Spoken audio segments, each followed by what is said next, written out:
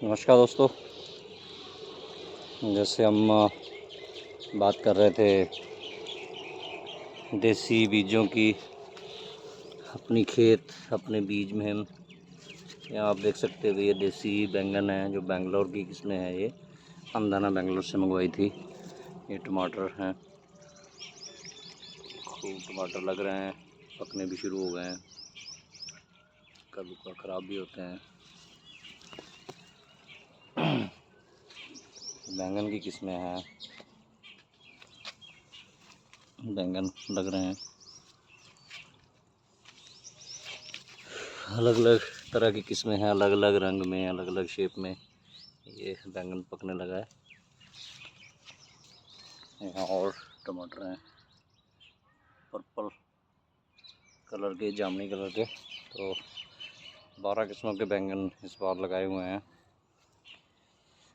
Sorry, 12 किस्म के टमाटर लगाए हुए हैं और 7-8 किस्म के बैंगन हैं। तो बहुत किसानों को होता है कि देसी जो किस्में हैं उसकी पैदावार अच्छी नहीं आती, कुदरती खेती में जो शेप नहीं बनती। अब ये देखिए, कम से कम 5-5.5 इंच चौड़ा है और 4 इंच के करीब ये मोटा है। तो ये जो देसी फसलें हैं या कोई भी आपको बीज तैयार करना है, उसमें एक बहुत महत्वपूर्ण चीज़ होती है क्वालिटी। तो बीज की रखनी होती है, बीज की शुद्धता जो है वो कैसे बरकरार रखनी है कि जिस किस्म का बीज जो लगाया गया है उसी किस्म के बीज हमें चाहिए। तो उसके अलग अलग तरीके हैं। तो एक तो जैसे अंदाना बेंगलोर से सीखा, कैसे आप जाली बना के जब फूल आ रहे हों, जैसे आपको बताया था स्टेज कि ये अभी बनने शुरू हुए हैं, तो इसको अभी लगेंगे 5-7 दिन। तो इस स्टेज पे आप जो है ये जाली लगा दीजिए। तो यहाँ यूनिवर्सिटी की हमने बुक में पढ़ा था कि 2 किस्में जो है उसमें 200 मीटर का फासला थी, करीबन 2.5-3 फीट पे 2 पौधे लगे हुए हैं अलग अलग किस्म के। तो यहाँ बगीची तो छोटी सी है, तो इसमें तो ये तो बगीची 10 मीटर भी नहीं होगी। 200 मीटर का फासला रखना बहुत मुश्किल हो जाता है, किसान के लिए मुश्किल होगा कि 2 किस्मों के बीच में कैसे वो 200 मीटर का फासला रखेगा। तो ये एक तकनीक अंदाना बेंगलोर ने अडॉप्ट करी है कि ऐसे जाली लगा के जो पतंगे हैं उनको कंट्रोल किया जा सकता है, तो क्रॉस पोलिनेशन नहीं होगी। एक ही बेड पे जैसे वो एक किस्म के पौधे 4-5 लगा देते हैं, उसमें जो सबसे अच्छा पौधा होगा, सबसे सेहतमंद जो पौधा होगा, उस पे जो फल आएंगे सबसे अच्छे, वो सिलेक्ट करके वो फल की क्वालिटी हो गई, तो उसी को आगे प्रोपेगेट करेंगे, उसी से बीज बनाएंगे।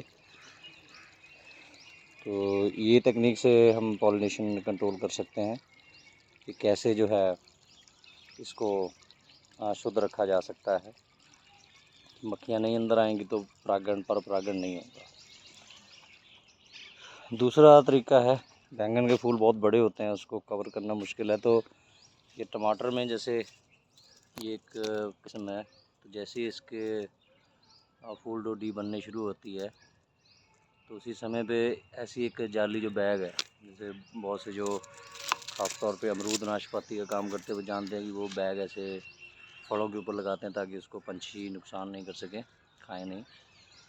तो ये लगा सकते हैं। तो जैसे ही इसमें से फूल खिलेगा तो हाथ से इसको ऐसे शेक करके, ये यूट्यूब से काफ़ी जानकारी मिलती है या प्रॉपर तरीके से इसको जो है पोलिनेट करवाया जा सकता है। तो इस तरीके से ये 2 तरीके हैं जिससे कि शुद्ध बीज पैदा किया जा सकता है। बीज के लिए आपको हर जो फूल है उसका परागण नहीं रोकना है, आपको जितने बीज चाहिए उतने फूलों पे ये कंट्रोल करना है। तो ऐसे ही जो तीसरा एक और तरीका है, वो तरीका है टाइम आइसोलेशन, उसको कहते हैं कि समय का अंतराल डाल के, कि आप बिजाई में समय का अंतराल डाल दीजिए। तो जैसे यहाँ पे ये मैंने खुद तैयार किए थे बीज खीरे के, ये अभी अंदाना की किस्म है। तो इस पर आप देखिए कि फूल और फल भी अभी आने शुरू हो गए हैं। ये खीरे जैसे भी बनने शुरू हो चुके हैं, तो खूब यहाँ पे फूल लगे हुए हैं। और इसकी दूसरी साइड में ये 2 वैरायटियाँ और लगाई थी, तो ये वैरायटियों पे अभी फूल नहीं आए।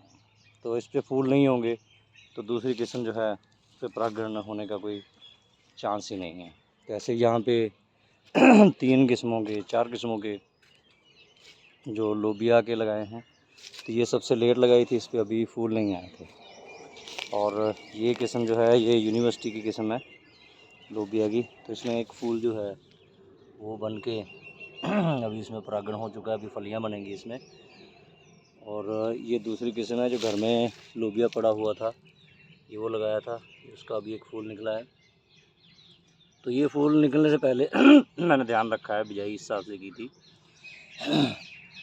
सिर्फ 4-5 दिन का गैप में ही मुझे ये फलियाँ मिल गई। तो ये फलियाँ जो हैं ये मैं बीज के लिए रखूँगा, तो इससे ये शुद्ध फलियाँ जो हैं वो पैदा हो जाएंगी। उसके बाद जब इस पर और फलियाँ आएंगी तो उन फूलों को ढक के कर सकते हैं। तो इस तरीके से ये शुद्ध बीज पैदा किए जा सकते हैं। अलग अलग फसलें यहाँ पे लगाई हुई हैं, जैसे ये भिंडी है, भिंडी में भी अलग अलग समय पे बिजाई की है, तो उससे यूनिवर्सिटी की किस्में भी हैं, अन्नदाना की किस्में भी हैं। तो इसमें भी हम शुद्ध बीज इसी तरीके से पैदा कर सकते हैं। जैसे यहाँ भिंडी की आप साथ साथ में ये लगी हुई हैं लोग, इसमें ये वाली किस्म है, इस पर भिंडी लगनी शुरू हो गई है, लॉन्ग एंड सिलेंडर।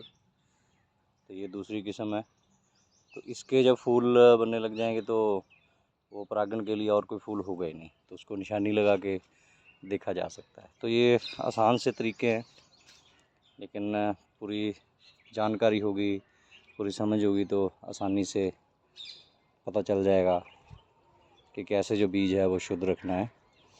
तो बीज पैदा करना सिर्फ फल में से पका के बीज निकालना नहीं होता, उसमें 2 चीज़ें जो हैं वो बहुत महत्वपूर्ण होती हैं। वो होती हैं उसकी क्वालिटी और उसकी शुद्धता। तो हर संस्था जो है उसकी अपनी अपनी तकनीक होती हैं, और हर कोई अपनी तकनीक को कहता है कि यही तकनीक सबसे अच्छी है, सबसे कारगर है, और यही एक तकनीक है। यूनिवर्सिटी की अपनी तकनीक है, अन्नदाना की अपनी तकनीक है, बहुत से लोग कर रहे हैं, तो ये आपको चुनना है। तो और भी कोई तकनीक आपके पास हो तो आप कमेंट करके ज़रूर बताएं, हम उसको भी ट्राई करेंगे, एक्सपेरिमेंट करेंगे। एक्सपेरिमेंट करने के बाद और किसानों को भी इसके बारे में जानकारी देंगे। धन्यवाद।